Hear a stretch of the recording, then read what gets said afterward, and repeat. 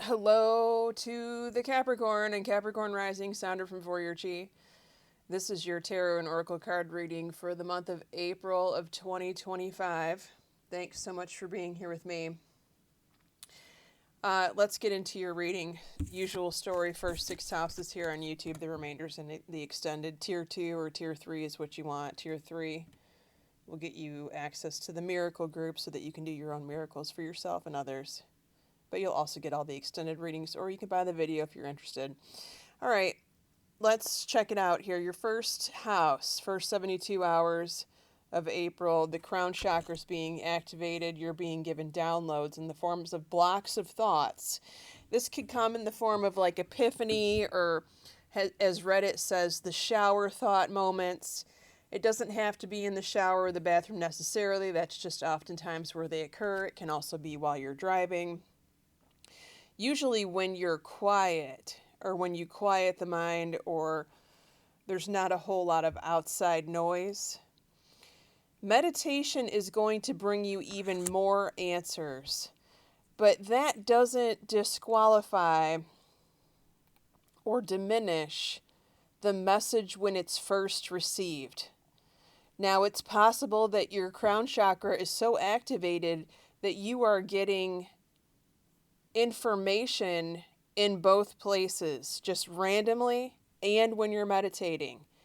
I would highly advise you to keep a journal the first week of April about what your intuition is telling you. Your second house, hope. You have hope that your finances are going to get better, or you have hope that you're going to be able to make this major purchase that you've been wanting. What is the advice card to communicate clearly? Now, we're not going to get into the 7th house of primary relationships in this reading, but I feel like as I'm looking at your whole spread here, your 2nd house directly correlates with your 7th house in that you are sharing money with someone, or you're about to be sharing money or bills with someone, meaning there are more resources coming through this partnership than perhaps you've ever had before, or there's about to be, or some kind of news that way. That's the way it looks to me. Your 3rd house, brother or sister, mental conflict. They are confused about a situation in their life. They're not sure what to do. The advice card, very good, is to remain positive that this too shall pass and everything's going to work out somehow. Now, that doesn't mean that they need to sit on their fanny and eat bonbons and watch reality TV shows. They're probably going to have to do something about this. Okay, your 4th house. Your house of home, where you currently live. Memories of times past here. You could be jogging your memories of when your home was new, or when your home was newer, or when you first moved in, or when you lived somewhere else, or when the occupants of your home were different, when you lived with someone that you no longer live with. All of these things can happen with this card in the 4th house. Sometimes your dad or your father figure can show up in the 1st house, and so he may be traveling down memories lane. This could be indicative of some sort of dementia as far as that's concerned. But the yes card means there's a reason that this is happening right now, whether this is you or your dad. Okay? There could be some sort of reminder of what you had back then that you don't have now, but that you will have in the future in some regard here. Okay? Your 5th house, social circle. Fun, friends, dating for those of you that are single Capricorns. The energy is challenging here. For those of you who are single Capricorns, like you're single right now, you're not seeing anyone, it's not advisable to go forward with putting yourself out there or really doing any kind of dating right now. I would wait at least a month. For those of you partnered, it's looking good if you're already partnered. But the perfect timing card with the obstacles is like, it's telling me, you know what? the Capricorn didn't really want to go out anyway. They're too tired or they're too busy or they need to do something at home. Okay, so not only that, we've got Mercury this month and Venus retrograde. I know Mercury goes back direct like the second week of April, but there's always a shadow period, so it's like you might as well start again in May if that's what you want to do. Your sixth house is work and health.